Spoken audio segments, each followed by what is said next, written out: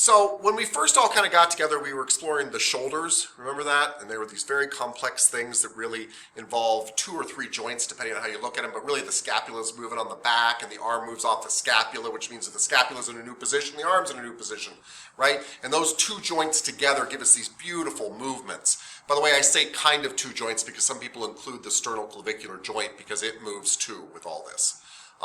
But those 3 joints create these beautiful movements that you see with your shoulders that allow you to gesture and do all this stuff while you're talking, right? And we talked about a lot of the muscles that attach to that, and then we're in this kind of new section where we're actually looking at the spine and thorax. First, we were looking at the shoulders that attach to the spine and thorax. Now we're actually looking at the spine and thorax. In fact, maybe we should be doing it the opposite direction, to be very honest with you, right? Kind of work on the axial skeletal system and then build stuff onto with the appendicular skeletal system. But let's just do a little review of just these general muscles that we've covered so far. Okay? Yeah? Is there anybody that would like to save the rest of the class from being called on by me that wants to tell me the 5 muscles that attach the scapula onto your spine and thorax?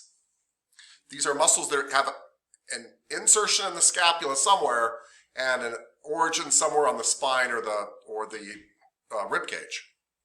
On the back of the head too, all sorts of stuff. Anybody? 5 muscles? Miss McDowell. All right. Feeling confident? Yeah. I appreciate your bravery, and I'm just teasing. Yeah, take a stab at it. Rhomboids major, rhomboids minor, serratus anterior, levator scapula, and then I can't remember the last one, but those were the ones that I do remember. Well, I think I lied to you. I think now there's 6. If it's rhomboids major, rhomboids minor, right? Mm-hmm. This is us working up the medial side of the scapula, right? We got a major, minor, levator scapula. So that's 3 right there, right? And then you said serratus anterior. What else works with serratus anterior in front?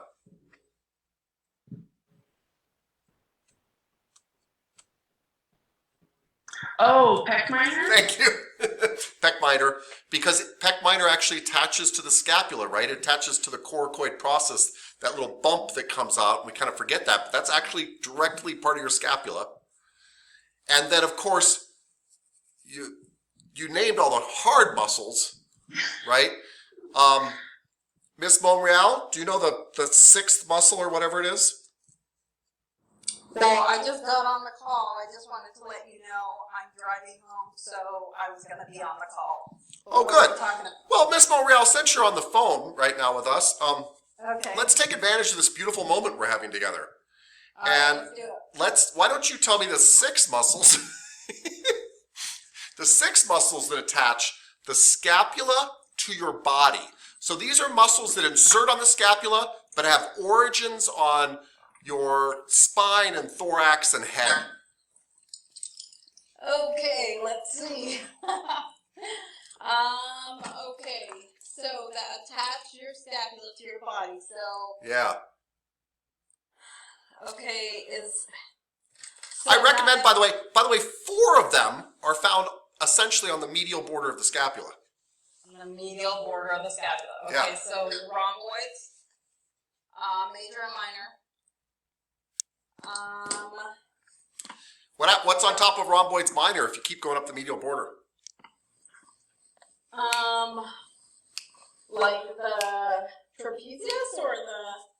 Is the trapezius hooked to the medial border of the scapula? What? The levator?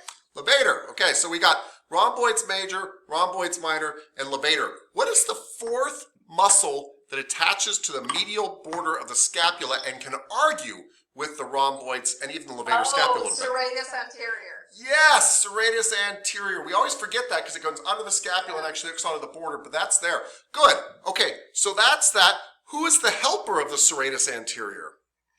Who is the helper? So serratus anterior protracts or abducts and depresses. Is there another muscle in front of your body that protracts and Pec minor. Pec minor. So that is now 5 muscles. You are now where Miss McDowell was at, and we are seeking the final muscle that attaches the scapula somehow to your body. Okay.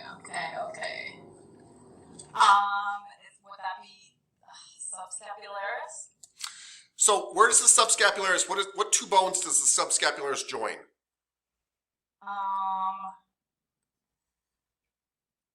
Well, I mean, I know it's on the underside of the. Okay, on the other side of the scapula. You're right. And where does it go to from there? Just what bone does it go? Does it hook onto your rib cage? I thought doesn't it connect to the humerus? Yes, it does. So since it holds the scapula to the humerus, it won't hold the scapula to the body. Okay. Yeah, All right. good. I just want to walk you through that. That's a rotator cuff muscle, and all rotator cuff muscles hook the scapula to your humerus. Okay, so do you want to give me a hint? I'll give you a hint. When I tell you, you're going to weep that you did not figure it out already. Shoot, is it your... No, don't tell me. I just don't want to hold the toss up by trying to figure it out. Oh, well, maybe other people are trying to figure it out. I don't know. Okay, does anybody else know? Oh, I think somebody else knows. Anybody else want to raise their hand at the 6th muscle? Miss Trotter, don't go to sleep yet. Stay there. Good. You're so sweet. Anybody else want to take a stab at the 6th muscle that attaches the scapula to your body? Did she say trapezius yet? No, she did not, Mr. Tate. She didn't mention trapezius, really one of the largest muscles in your upper body. Do you think she should mention that one? Yeah, she I should. thought I did, but it's all good. But I thought I did. But you're cool, Mr. Tapscott. You can lie if you want to. All right. Okay. I thought I said it before I said levator. Did I not? I don't know. Anyway, it's all good. Yeah. So, Miss Monreal, you're absolutely right. You could have said it. So, obviously, I'm very forgetful. So, can you help me? Because we had a long conversation. What are the 6 muscles that attach the scapula onto your body? Shoot. Rhomboids, major and minor. Levator scapula. Trapezius. Serratus anterior. And pec minor. Good job. Awesome. Let me ask you. Ask you one other question. What 4 muscles are found on the medial border of the scapula? Medial border of the scapula. Okay. Infraspinatus. I know I'm saying that like I'm not sure. Is that weird? Like, would that attach or no? Yeah. What muscles attach to the medial border of the scapula? Okay, well, don't look at me like that, first of all, because I'm trying to drive and you're making me nervous. Okay, well, I do know that the rhomboid, major and minor, okay, and then the levator, correct? No? Yeah. No, you're good. Oh, well, don't do your head no, especially when I'm driving. Okay, and then, oh, gosh. Sorry, the other one, the serratus. Thank you. Okay. All right. You've redeemed yourself, madam. Thank you. Cool. Oh my gosh. You know I hate it when You're you put me on the stressing me spot. out. Okay. All right. Thank you, All ma'am. Thank you. Can I shut my mic off now? Yes, please do. Okay. Okay. Good. So just to kind of do a little check-in here to make sure everybody's listening and stuff. Mr. Kandaris, sir, can you tell me the 6 muscles that attach the scapula to your body?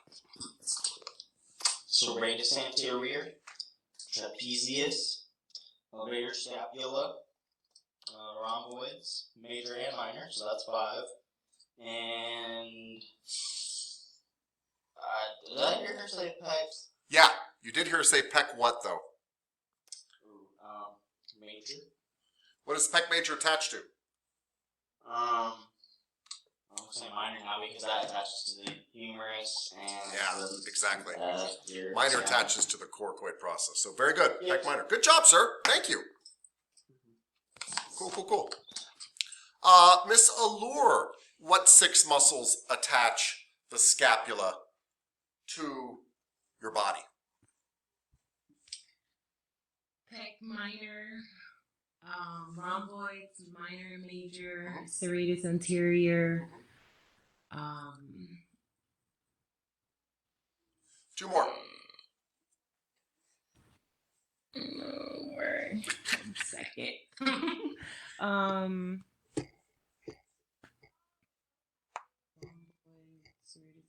What's above the rhomboids? It's still on the medial border, and it's just higher up. Levator scapula. Yes, very good. Levator scapula. I realize it's by the superior angle up there, but it's medial border. Good. So wait, we got rhomboids, major, minor, levator scapula. What were the other ones you said? Pec major, pec minor, and I can't think right now. Trapezius. Oh yeah, the trapezius. You're fine, dear.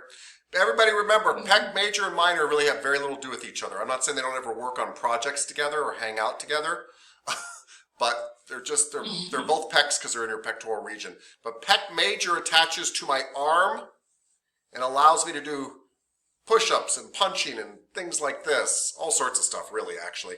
Pec minor attaches to my scapula and pulls it down. Good stuff. Okay.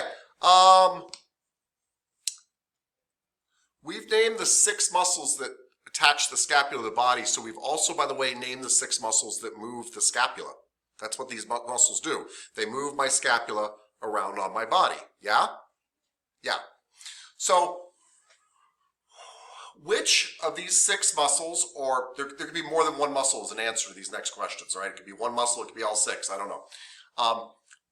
Which of those 6 muscles helps me with an elevation of my scapulothoracic joint?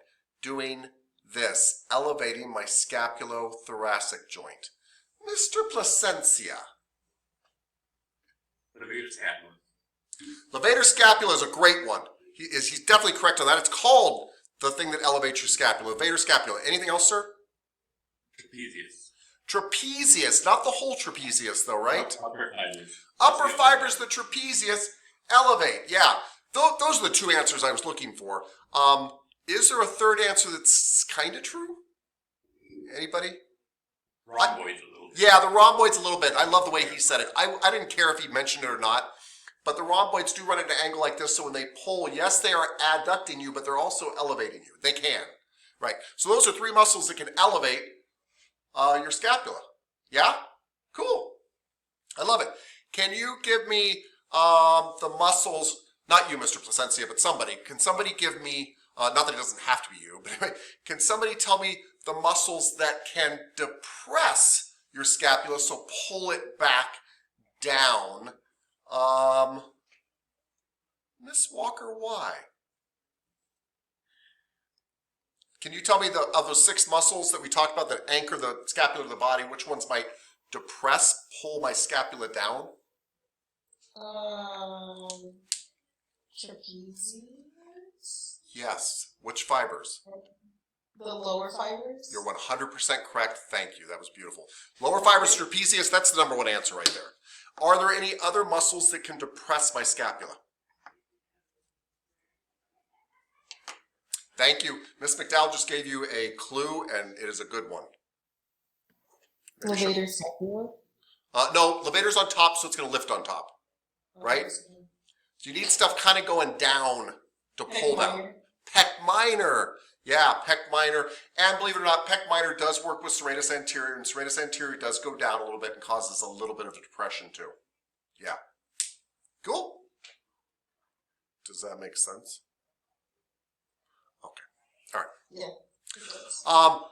Who can tell me what muscles can adduct the scapula, retract the scapula, adduct the scapula? Anybody tell me which of those 6 muscles can adduct the scapula? Miss Suriel? It's okay if you don't know, by the way. I just like to call on you guys to kind of, Oh, okay. So You said the what muscles? These muscles would retract, they would actually pull back or adduct my scapula. What muscles would be responsible for doing that? It's at least one of these 6 muscles we talked about. I think it's the serratus anterior and the rhomboids. You're half right. So the rhomboids in back, definitely. When the rhomboids in back pull, they adduct you. The serratus anterior actually does the opposite. It pulls you back forward. Oh, okay. Right? It's in front pulling my scapula forward. My rhomboids are in back pulling it back. So you're 100% right about the rhomboids. Do the rhomboids have a helper? So the rhomboids are the one in the front. No. The rhomboids are back here. Yeah. Okay, so yeah, at some point I thought, are the rhomboids in the front? No, so yeah, I think it's the rhomboids. You are right. It is the rhomboids. The rhomboids have another helper in back that can help them retract too, or adduct. Can you think of what muscle that might be out of the 6 muscles we just talked about? The trapezius? Yes. Which fibers of the trapezius? The lower fibers. Are we pulling the scapula down or are we pulling it back? Okay, so the upper fibers? Are we pulling it up or are we pulling it back? There's middle fibers too, ma'am. Oh, okay. Yeah, I don't know that. Yeah, it's easy to forget. We got these upper fibers, we got these lower fibers, but we have these ones going straight across and they're perfect. So your middle trapezius helps to retract you as well. That was good. That was good. Oh, okay. All right. Okay, everybody. So we've got 6 muscles that attach the scapula to the body, right? And Miss Trotter, what are those 6 muscles? It's the rhomboids major, minor, levator, scapular, Serratus. serratus anterior, trapezius, and pectoral minor. I love the way she described those, everybody. She went up the medial border of the scapula and she went rhomboids major, rhomboids minor, levator, scapula. Then she gave us the 4th muscle. It still attaches to this thing, but it's underneath, serratus anterior, right? And serratus anterior is buddies with pec minor, and then the trapezius helps a whole lot of different people depending on what part of the trapezius is working. Really well done. Thank you. Thank you, ma'am. Good. Miss Mares, can you tell me the 6 muscles that attach the scapula to the body? You know, to your spine, to your thorax, all that stuff. The 5 muscles, posterior muscles.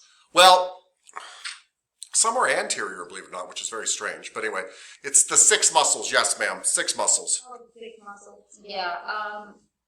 So is it the trapezius? Yes. The levator scapula? Yes. Pec minor? Yes. Serratus anterior? Yes. And the major and minor rhomboids. Way to knock it out of the park. Thank you. All right, that was awesome. Okay, so we talked about those, everybody, right?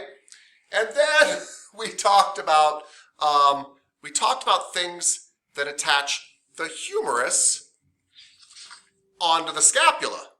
We got the scapula on the body. We can move it around. We can even rotate it. We didn't get into that, but we can do all that cool stuff with it. So with those 6 muscles. But then we talked about muscles that attach the scapula to the humerus. I don't even know how many there are. Let me think for a second. I would guess there's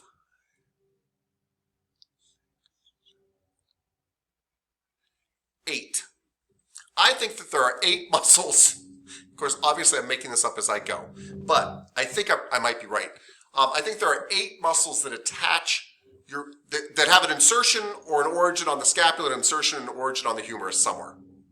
And so in that sense, nope, that one works too. Yeah, 8 muscles. 8 muscles. And I feel like Miss Lobitz, she doesn't want to show off, but she's feeling like I'm ready to tackle this. You know, she's tired of taking the back seat. She's known all these answers all along. And that's probably not true. I'm just teasing. But do you mind taking a stab? Just give me one. You don't have to, you know. Can you name any that go from the scapula to the humerus? Grab your own, like, glenohumeral joint. Fill around there. Well, rotator cuff? muscles?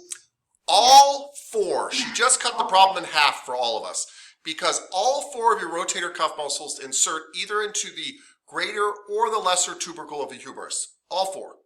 In fact, the superior, supraspinatus, infraspinatus, teres minor all insert into the greater tubercle of the humerus, and then the subscapular inserts into the lesser tubercle, but the point is they're all in the humerus. Thank you. You just knocked out 4. Do you want to stop there? Or would you like to go for the prize man door number 2? I wanted to just settle those out loud because I know those. And what? I was excited to share them. Oh! Well, I am going to ask other people, so can you repeat, what are the 4 rotator cuff muscles? Supraspinatus, infraspinatus, teres minor? Yes. Subscapularis. Yeah, that's it. So, any other muscles that might attach the scapula? 100% all day long, deltoid. Deltoid hooks onto the acromion process, which is the scapula, and the spine of the scapula. So, I mean, it hooks on other stuff, but that's all scapula. And it goes directly into the deltoid tuberosity on your humerus. So that was good. So we got the 4 rotator cuff muscles and the deltoid. Yeah, I love that. The next 3 muscles are not as obvious, and their main job isn't to do this, but they do go over the joint. Anybody?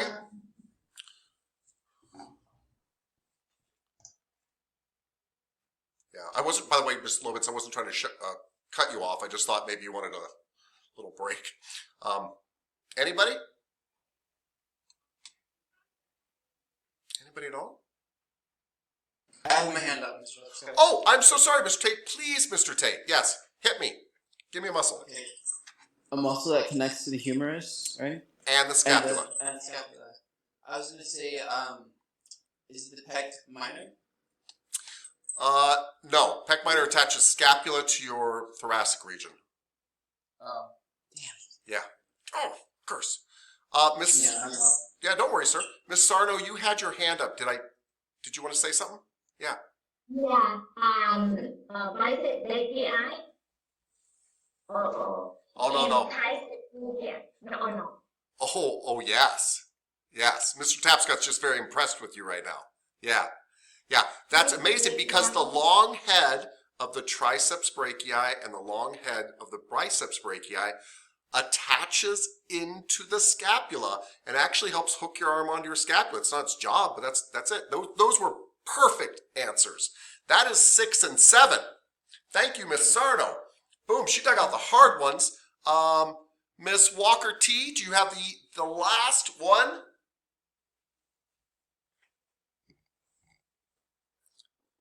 Well, now I'm thinking I may not have heard. So we have the 4 rotator cuff muscles, and then what was number 5? Deltoid. And then Miss Sarno pointed out to all of us, Miss Sarno reminded all of us that even though the bis and tris are meant to move your elbow, that the long heads of both those muscles do cross over and attach into the scapula, which is brilliant. Do you have the 8th muscle? I have a question first about the bicep brachii. Is it just because the tendons, there's 2 tendons, there's one that attaches to the coracoid process, and then there's one that goes into intertubercle groove, right? Yeah, there's one that goes through the intertrabecular groove and actually attaches above the glenoid fossa of your scapula on this thing called the supraglenoid tubercle, but it is on the scapula too. So it actually attaches really in 2 places. But is that the same muscle? The bicep? Yeah, it's just the biceps brachii, right? It's the biceps brachii. It's the same muscle in both places. I just want to clarify that for my head. Because I can remember it attached 2 places, but I didn't know if it was 2 different muscles or the same muscle. That makes sense. The other muscle would be the teres major. Wow. Okay. You are 100% right, but now I have to change my answer now to 10. That's not the muscle you were thinking about. Now I have to change my answer to 10. So if teres major is right, everybody,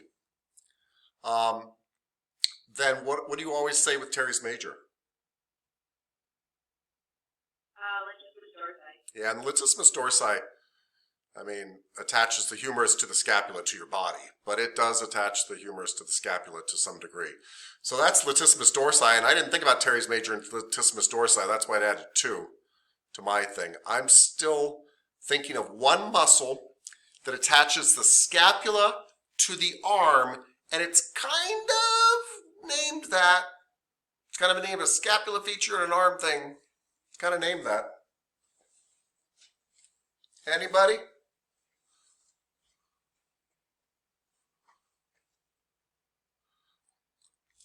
Is there a muscle that attaches the coracoid process to? Yes, Miss Lobitz. You're going to say it. I know you are. It's going to be good. It's going to like be the coracoid brachialis or something like that. It's not something like that. It is that. It's the coracobrachialis. It's a little muscle that runs like here to here. But it actually goes into my coracoid process, which is kind of important. So we just identified 10 muscles, and thank you for helping me because I would have been down too. We just identified 10 muscles that kind of attach my arm onto my scapula. So we got 6 big muscles attach my scapula to my body, my arm onto my scapula. We're just trying to put all this stuff together in our brain, right? Yes, Miss McDowell, talk to me. I think I might have hold on. An 11th muscle? Well, I don't know if I'm right, but you could easily be. I've already been off by 2, so. What about the pec major? I mean, I know that it's like here, yes. But doesn't it attach on the humerus as well, but not to the scapula, right? Not to the scapula, yeah. Okay. By the way, your logic is right. It is an important thing to attach in the arm onto the body. But right now, I was being really specific about stuff going from the, arm to the scapula, and this goes arm to the chest. But you're right. It is an important muscle, pec major, and that's what pec major does. Yeah. So I don't know where we'd throw that one in, but if we were just looking at arm anchoring muscles, then that would be our 11th one. You're absolutely right. I love that. Yeah, but it does not hook from the humerus to the scapula. It's humerus to the chest, right? Yeah, very good insight though. Very, very good. Okay, so that was 10 muscles, right? Yeah, that attach the humerus to the scapula. Mr. Brown? Sir? Mr. Brown?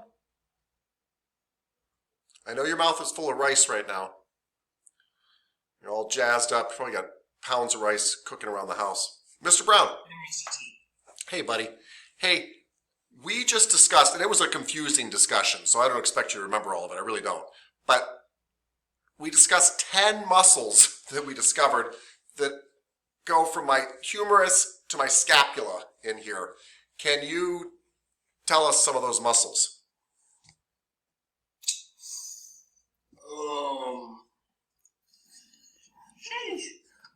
You said humerus to the scapula? Yes. Yes, I did. So would you like to hear the 10 muscles first? Yes. Okay. Would you like me to ask Miss Lobitz to tell you the 10 muscles? If that's okay with Miss Lobitz. I think it's okay with her. She's very generous, very giving woman. Miss Lobitz, what are the 10 muscles now? Start with the ones that you started with, because those were a good one. All right. So the 4 rotator cuff muscles. 4 rotator. Sorry, go ahead, Sam. Teres minor and subscapularis, the deltoid, tricep, bicep, coracobrachialis, and latissimus dorsi, and teres major. Wow. Yeah. Honestly, that's why I called on you, because I knew you could do it. Thank you, man. Mr. Brown, say what she said. What are the 10 muscles that actually go between your scapula and your humerus? We got the infraspinatus, and teres minor, supraspinatus. That's 3. The 4th one is underneath the scapula. It actually is kind of called that. Supraspinatus? Nope, you gave me that one. You gave me infraspinatus, teres minor, which was correct to put those together. You gave me supraspinatus, but there's one that's under, like a train that goes under the ground or a ship that goes under the water. Subscapularis. Subscapularis. Good, that's 4. Okay. And then the next 6 was the. Please don't pass. There's latissimus. Yes, and anytime you say latissimus dorsi, you also say what? Major. Teres major. You just got through 6. Bam! Way to go, buddy. And then. What's this big muscle? Not levator. What's this big muscle over my rotator cuff muscles? Yeah, the deltoid. And then we just go ahead. Coracobrachialis. Coracobrachialis. Thank you. That was really. And then there's 2 arm muscles that actually end up hooking into your scapula. The biceps and tricep. Thank you, sir. Good job, sir. All right. Okay. So everybody, we got 6 muscles that hook the scapula on the back. We got 10, it sounds like, that hook the arm on the scapula. Good job. And that was kind of like chapter 2 of your book. And then we came to chapter 4 where we started talking about the spine. Remember that? And we talked about the erector spinae muscles. And then we took those rector spinae muscles off. And we talked about the multifidi and the rotatories under that, right? And we even talked about like little tiny stuff like these inner transversary muscles that you'll probably never see. They're in between all the little stuff. But that's kind of where we left off, right? And so today we want to add some other muscles to that. Yeah? Okay. Let's do that. I'm going to start presenting here. You know what? Do we need a... Boom. Okay. So the good news is we've already talked about a lot of these muscles like the trapezius and such. We're going to talk about the splenius capitis today, splenius cervicis, and the suboccipitals. And about why you should care. And I think you should. Okay. Okay. So here's a good picture of the splenius capitis. Oh, wait, sorry. Question. Yes, Mr. Kondaris. Hey, I'm out right now, and my phone's about to die, so I'm gonna have to hop off. Don't leave me. All right. Thanks, buddy. I got you. Thank you for the time. Thank you, sir. All right, so in this picture, you can actually see all these confusing muscle names. And Miss McDowell is right. I find these confusing because you got a semispinalis capitis, a splenius capitis, and a splenius cervicis. And it's like, So some of this you have to memorize. But some of the easy stuff you can do for yourself to make it easier is don't forget capitis does mean head. We're going to talk about a lot of muscles that have the word capitis in them. They're always going to your head. And splenius really is coming from the spine. And cervicis is cervical. And that can kind of help you kind of keep them straight. Semispinalis capitis, which we already learned, the speed bumps to the back, kind of stay on the side. Almost like they're semi on the spine. They're just barely on the spine, right? They're attached to transverse processes. That's how I remember them. So the semispinalis capitis, which is the speed bumps of the back, of the neck, attach really to a lot of your transverse processes and kind of stay at the side here. Semispinalis capitis, you can see, semispinalis capitis and splenius capitis you can see on the left-hand side here really well. And splenius cervicis you can see on the right-hand side. And again, I know I say it over and over again, these muscles all exist on both sides. They've cut them away for you to look at. So I don't know if you noticed, but it says trapezius cut and reflected. It means they cut, this is why I'm always killing somebody in our class, because this is how the textbooks talk. They cut this guy's trapezius and they pulled it back for your viewing pleasure. And you think I'm sick. Yeah. So underneath all that, and they even had to cut the levator scapula here because it was getting in the way. And you can see these 3 muscles that we're going to look at here. All of this is because, by the way, your darn heads are heavy. And putting them up on a head like this, where they can bobble around like that, actually requires a lot of muscles to keep them in place. This is 10 pounds. And then you do crazy stuff like run, and go to rock concerts and all sorts of stuff. So they go through a lot. Okay. And here's a picture of if you go really, really deep and remove the semispinalis capitis, the speed bumps in the back, you can see the rotatories and the multifidi underneath there. Can't even really see the rotatories because they're underneath the multifidi. Lots of layers. Okay, let's talk about suboccipitals. If you cut all this stuff away, I mean, you go deep. Deep, deep, deep, deep, deep. And again, this picture is a picture. Don't let this picture deceive you. This picture is a picture of this much space right here. This picture is a picture of your skull meeting C1 and C2. That's it. And all of these muscles, these suboccipitals, which by the way is the oblique capitis superior, oblique capitis inferior, rectus capitis posterior minor, and rectus capitis posterior major. By the way, good news for you, I think there's probably 5 massage therapists on the planet that can name those. Not because they're super tricky, but we go around calling them the suboccipitals because they're so tiny. I'm never looking for rectus capitis posterior major only. I'm always looking for all the suboccipitals. So if you just remember the suboccipitals are back here, we're doing good. And again, these muscles tie your head to C1 and C2. And in my not so humble opinion, it's one of the most important muscles and places on the body to work. The suboccipitals seem to have an awful lot to do with head, neck, and shoulder tension. And I always make this joke with clients. I go, God, it's really tight back there, and it really helps when you rub it and all this kind of stuff. Like, why do you spend time in there? And I'm literally trying to not only rub the suboccipitals, but create space between your head and C1. I would love to create space. Now, you can't really do that, but I'm going to talk to you about that. You try to get your finger in between your head and C1 and really create space in there. Because as I joke with my clients, they go, gosh, I don't know what the problem is. I go, well, it's like your head's screwed on a little bit too tight. And I use that joke in that description because it's very much what I'm looking at. It's as though they've gotten too compressed onto C1 and C2. It can lead to headaches. It leads to tension. It is a beautiful area to work. I love working it when people are supine on their spine and have their head fall over my hand. And please, I mean, I always want you to work slowly. Don't do anything fast with the head and neck. But that said, this back area here, go to town. Go to town. Get a screwdriver. Get a hammer. Get a small grenade. Get in there. This is an extremely tough area, and if you are going slow, you can go very deep in here. Your client will scream long before you've done any damage.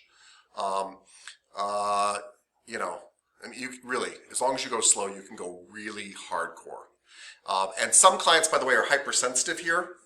But a lot of clients, I've had clients that like it so deep here that they're pushing their head back into my hand while I'm working on them. So, great headache reliever. You just sit there for hours sometimes just trying to work somebody's suboccipitals and all the other little stuff around there, and it's fun. So get somebody to lay their head in your lap while you're watching a movie or something. Sit there and just see what happens and feel where their head bends and rotates and see if you can get in between the individual vertebrae. I mean, I know in reality you can't really get in, but you can kind of get a little bit in and try to work around these. But anyway, suboccipitals, there's 8 of them, 4 on each side. Super duper important area. In my standard 50-minute massage, if somebody's not giving me something to work on, they just come in and want a standard massage, I hit the suboccipitals every time. Every time. It's super important. It's one of those areas that's tiny, that's super important. Yes, Ms. McDowell.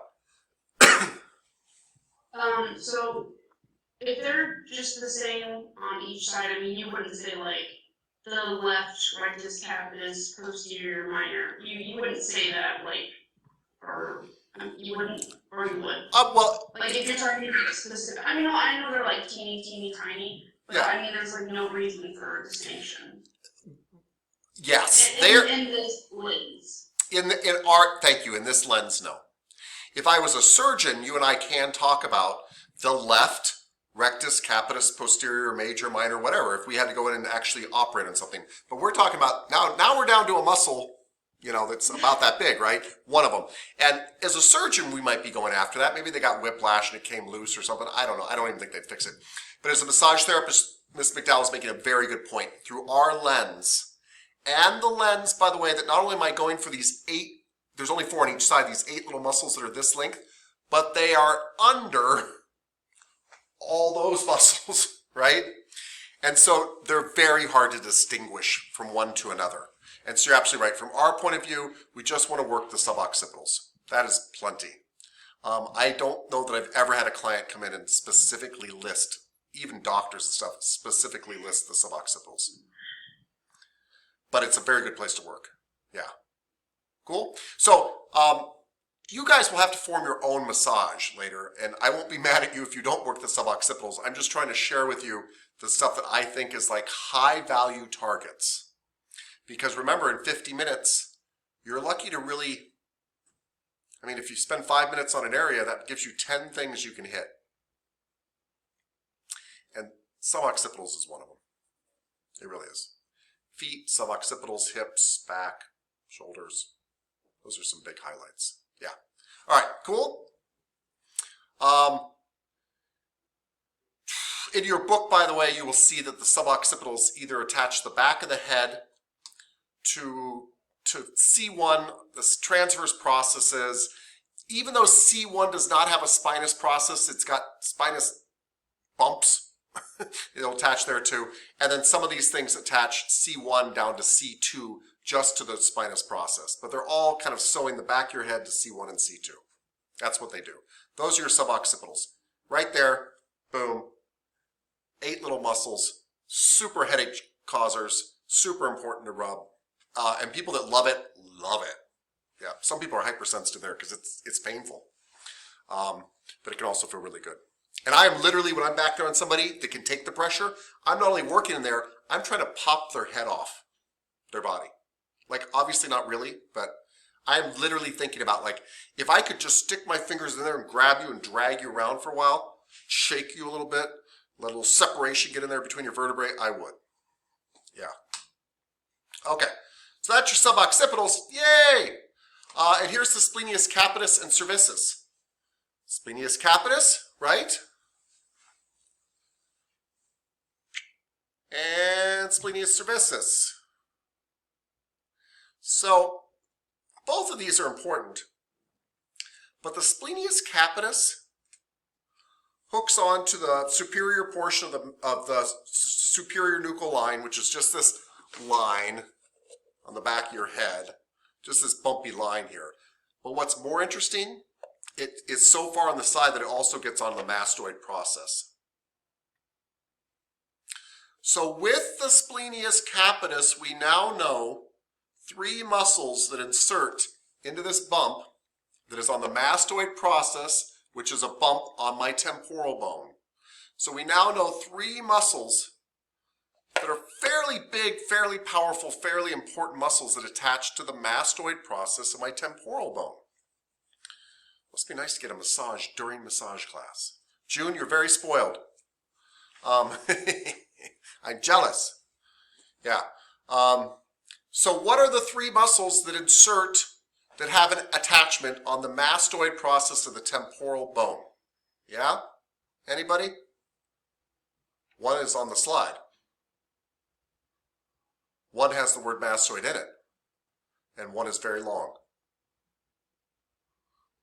I feel like I've given away a lot of hints there. Thank you, Miss Lobitz. Thank you. Yes, Miss Lobitz, what are they? Is it the longissimus? Longissimus, yes. And the sternal, this one, the sternal, something mastoid. Clidal mastoid. Clidal, yeah. And by the way, after you graduate this class, you're going to say SCM and you'll never say it again. But sternocleidomastoid mastoid, longissimus, and I'm sorry, what was the third one? Splenius capitis. Splenius capitis. And that is 100% true, guys. That's what you learned so far. So is this a high value target? Is this starting to become a high value target? Yeah, it really is. And this is the connector between the back fascial line and the front fascial line. And now we've seen the splenius capitis kind of come from the sides here too. So it's getting triangulated from lots of different directions, all attaching here. It's super important. And Miss Monreal was raising her hand because she was about to tell us a 4th muscle that she learned today that actually attaches to the mastoid process. Miss Monreal.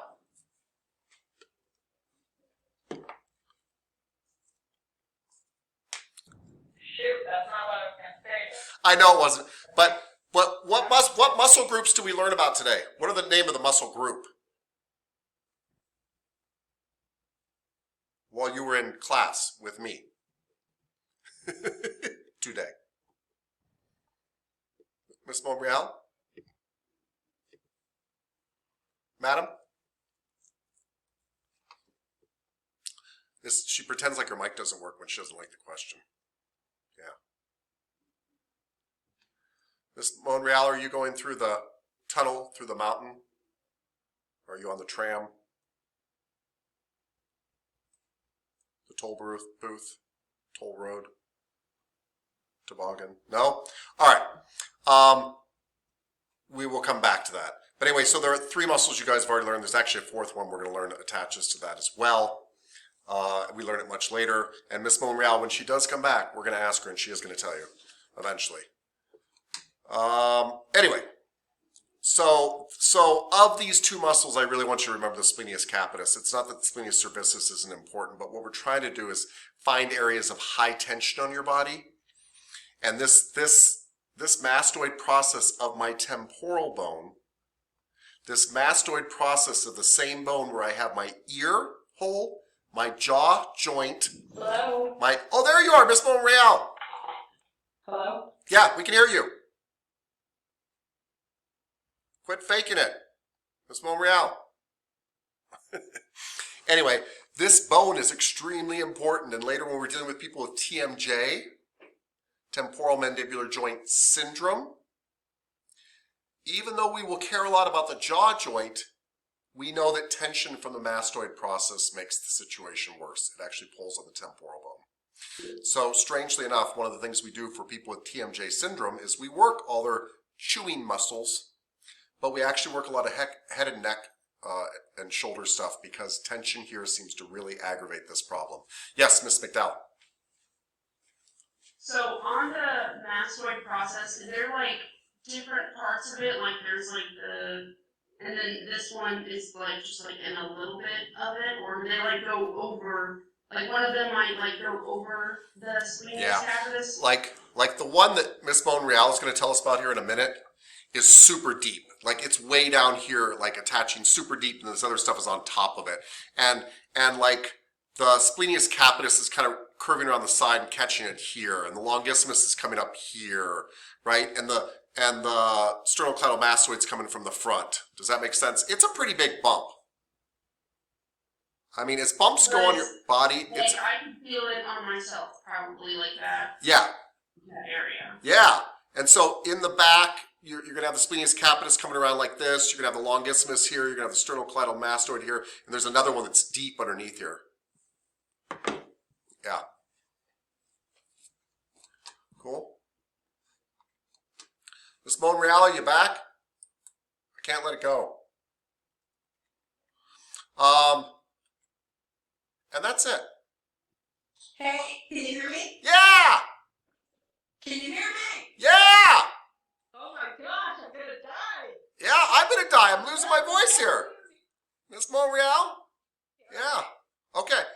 Miss Monreal, what was the muscle group we learned about today? Okay, so that's where I cut out when I was saying I was just thinking of the 4 fingers under the chin and then one over the throat. Yeah. Were they hyoid? Yeah. Okay. Oh my gosh, that's pretty good. Out of that 3-hour lecture, you got that. Good. So yes, we learned about some muscles today called the hyoids in Miss Monreal. You do not need to take notes on this, everybody, because we will actually do the hyoids. But I want to explain to you in case you want to put it in the back of your mind. You've got a hyoid bone here. It's a tiny little bone here. It's above your Adam's apple, and it's a floating bone. Remember Miss McDowell, where I was like, it's the only floating bone, and you're like, what about the kneecaps? And I was like, 8 months of this, right? Anyway, I'm teasing. I loved it. So it's a floating bone, and there's essentially 8 muscles that hook to it. And it's an important bone, by the way, because your mouths do this really tricky thing, which is you breathe through them, you eat with them, and you talk with them. And if you think about it, that's a lot to juggle there, and to make sure that words come out here and food goes down here and wind goes down the other side, all that kind of stuff. Anyway, you've got 8 hyoid muscles that attach to the hyoid bone. And you know me, I like to give you easy ways to remember them. Well, 4 of those muscles make up the bottom of your mouth, and they're called the suprahyoids. They're above the hyoid bone. And I always do this to remember 4 suprahyoids. And if you flip it down, 4 infrahyoids that attach your hyoid bone down to your sternum, basically. I'm oversimplifying, but basically. So, but we learned about a particular one today that I made a really big deal with Miss Monreal about, because I really care about her future and she's graduating soon, of a particular suprahyoid that attaches to the mastoid process, and it's a 2-bellied muscle. Did that jog your memory, Miss Monreal? Okay, so yeah, you're gonna have to walk me through this. Cool. Well, So it's called, Oh, what? So instead, there are 2 words for 2. Bi is one that we're all used to, like a bicycle or the biceps, right? 2. But also di, di is 2 also.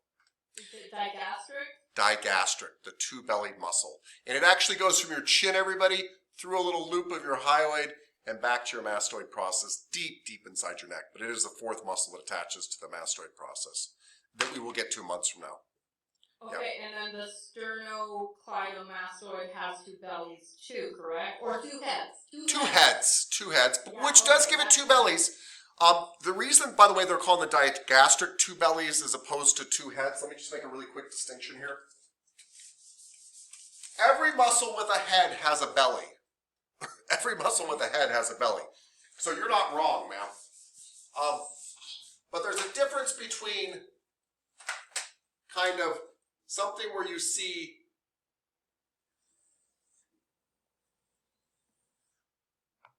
kind of a 2 muscles kind of coming off in the same place, right? That's kind of like a 2-headed muscle.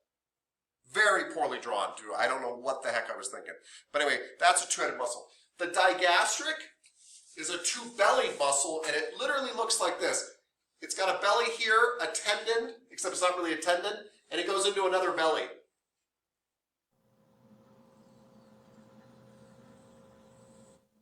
And actually right here is where it hooks into the hyoid bone. A little loop goes over it. So it's got a belly in front and behind this little loop that goes through it. So that little narrow part is not a tendon, it's just a more narrow part of the muscle? I guess it's I don't know what it is. Tendons attach what to what? Muscle to bone. Yes. And ligaments attach what to what? Bone to bone. Yeah, this does neither. This attaches muscle to muscle, which is, I think, why they call it a 2-bellied muscle.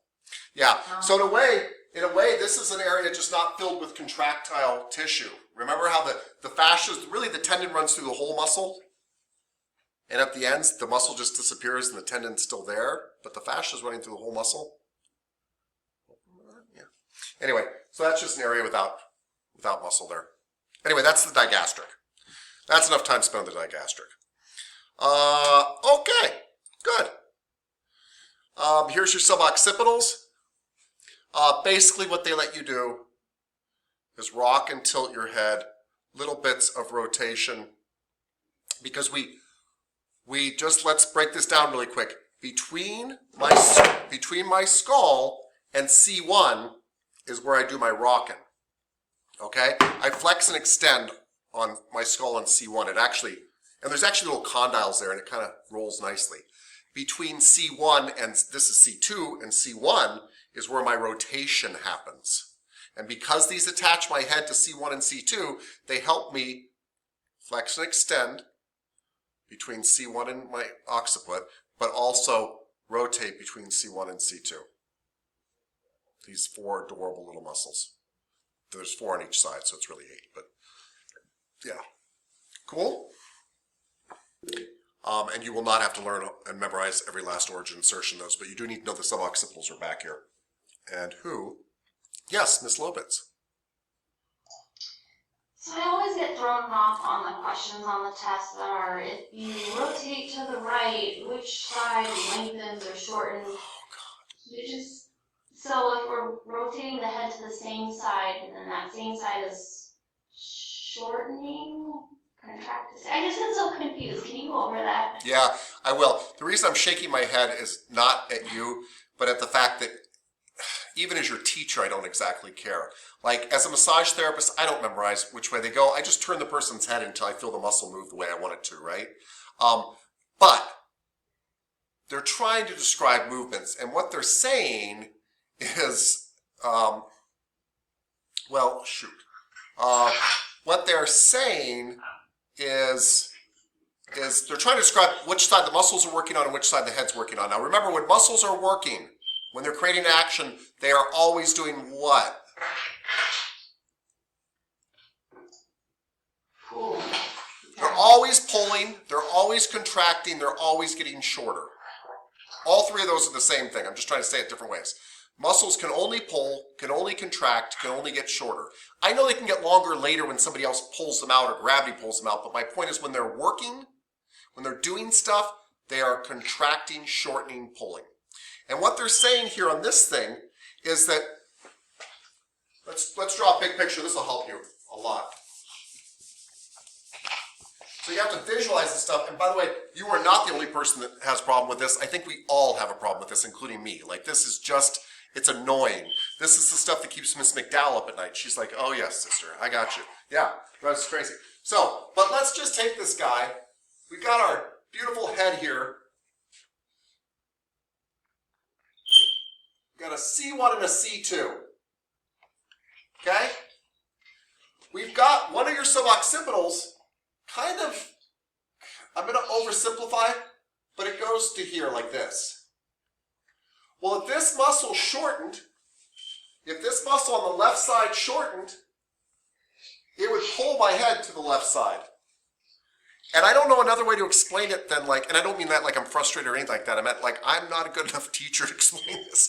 But that's what I do literally when I'm reading the stupid questions. And by the way, I miss some too because I'm like, is it the left side, right? I can't remember. But in this case, there's no rule, by the way. Sometimes they pull to the opposite side. It depends on where the muscle is. You know what I mean?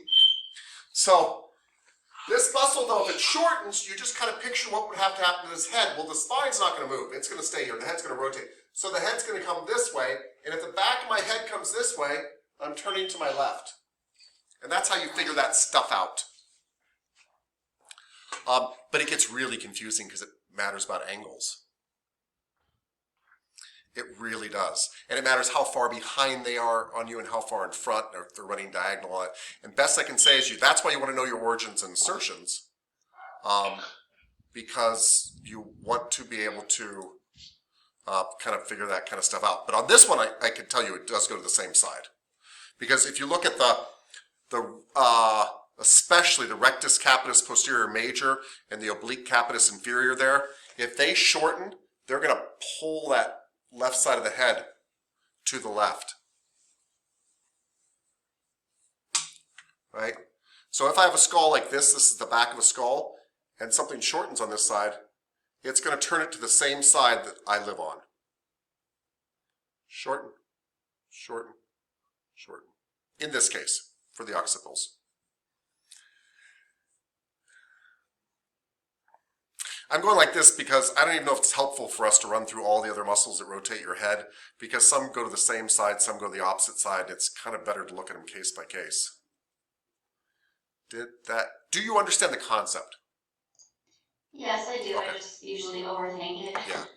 Well, so that's one confusing part. And just to let you know, through really no fault of your book, or as much as I'd like to blame your textbook for poor tests and things like that, it's very hard to write questions to figure out if somebody can three-dimensionally view a muscle with written questions on a two-dimensional test. Does that make sense?